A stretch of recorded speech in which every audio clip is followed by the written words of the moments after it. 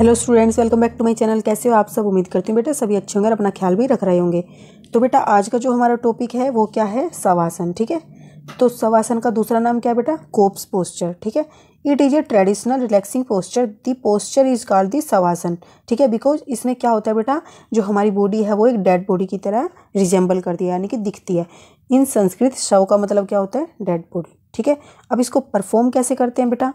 तो इसमें आपको क्या करना होता है?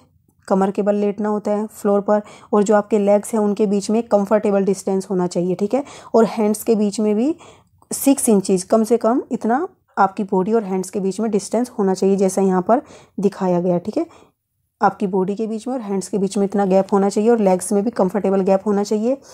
लेग्स जो है रिलैक्स छोड़ देने हैं, जिस भी पोजीशन में वो रहें। ठीक है, हेड को भी नीचे लाइट डाउन कर देना है फर्श पर, और जो ये आपके बेटा पाम है, हथेलियां हैं, वो क्या हो? ऊपर की तरफ हो।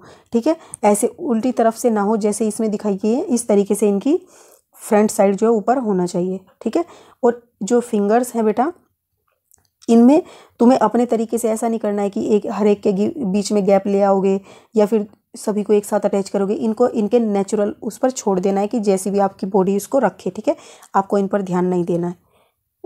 अब नेक्स्ट क्या है बेटा? अब इसमें आपको बेटा क्या करना है? सांस लेना है बहुत ही धीरे से। ठीक है, और इतने धीरे से लेना है कि जो 8 से 2 इंचज़, ठीक है, तक आप किसी को पता ना चले कि आप सांस भी ले रहे हो। ठीक है, और हेड जो है आपका स्ट्रेट ही होना चाहिए, इधर उधर मूव नहीं करना चाहिए। ठीक है, तो इस तरीके से तो ये परफॉर्म होता है बेटा। अब इसमें याद रखने योग्य बातें कौन सी हैं?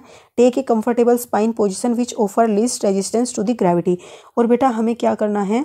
कमर के बल इस पोजीशन में लेटना है जिसमें हमारा मैक्सिमम जो पार्ट है बॉडी का वो ग्राउंड फ्लोर को टच करना चाहिए, जिससे क्या हो, जो ग्रेविटी का इफेक्ट है वो हमारे शरीर पर कम हो। ठीक है, continue focusing on the natural breathing.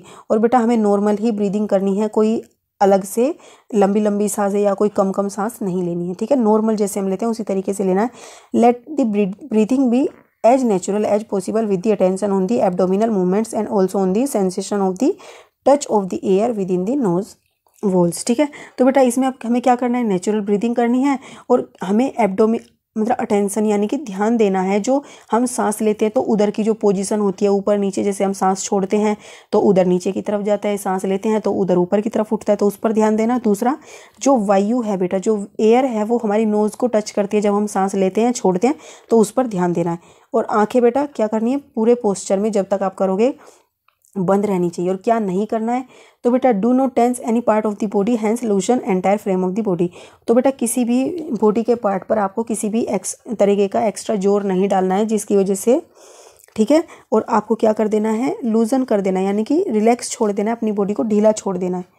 ठीक है, do not move the body part during the practice. और बिल्कुल मूवमेंट नहीं करना है, तभी तो इसका नाम शवासन है, इसमें कोई मूवमेंट नहीं होती। Do not pay attention to the thoughts and feeling. और बेटा इसमें ज़्यादा सोचना विचारना नहीं चाहिए, बस हमें 2 बातों पर ध्यान रखना है, हमारी जो एब्डोमिनल की जो मूवमेंट है उस पर, और दूसरा जो एयर है वो टच करती है हमारी नोज वॉल्स को। ठीक है, do not tilt the head to the left और राइट। और हेड को बेटा इधर उधर नहीं घुमाना है। Do not impatient during this practice. और बेटा इसमें इम्पेशेंस नहीं होना है, यानी कि मतलब ये नहीं सोचना है कि हम इस पोस्चर को कर रहे हैं, कितनी देर कर सकते हैं, इस तरीके का कुछ नहीं, इसमें रिलैक्स हो जाना है बिल्कुल। ठीक है, अब बेनिफिट्स क्या हैं बेटा इसके? इट रिड्यूस द एंग्जाइटी, यानी कि बेचैनी, थकावट और स्ट्रेस जो हम लेते हैं वो रिलीज़ करता है। इट रिलैक्स द मसल्स, और ये मसल्स को रिलैक्स करने में भी हेल्प करता है। It induce feeling of freshness. और बेटा इसको करने के बाद हमें एक ऊर्जा की फीलिंग आती है, शक्ति, एनर्जेटिक फील होता है। Shavasana relaxes rigid nerves. तो बेटा जो हमारी बॉडी के अंदर रिजिड नर्व्स होती हैं, जो स्टिफ होती हैं, मतलब कि जो ज़्यादा फ्लेक्सिबल नहीं होती हैं, उनको भी क्या करता है? रिलैक्स करता है, बूस्ट अप करता है, यानी कि एनर्जी लेवल को बढ़ाता है, हमारे हार्मोनी क्रिएट करता है, साथ में एक शांति का वातावरण भी हमारे अंदर आता है। ठीक है, अब इसकी लिमिटेशन क्या है बेटा? Do not practice if someone is having low blood pressure और डिप्रेशन। और बेटा जिसको लो ब्लड प्रेशर की शिकायत हो, डिप्रेशन की शिकायत हो, वो शवासन को ना करे। ठीक है, नहीं तो वो क्या हो सकता है बेटा? हो सकता है वो अमूर्त अवस्था में चला जाए। तो बेटा इस वीडियो में इतना ही है। उम्मीद करती हूँ आपको अच्छे से ये पोस्चर समझ आ रहे होंगे, और साथ ही आप इनको अच्छे से जो मेन पॉइंट्स हैं उन पर ध्यान दे रहे होंगे और समझ रहे होंगे। तो इस वीडियो में बेटा इतना ही। तब तक के लिए ऐसे ही हंसते रहिए, मुस्कुराते रहिए, पढ़ते रहिए और आगे बढ़ते रहिए। Thank you.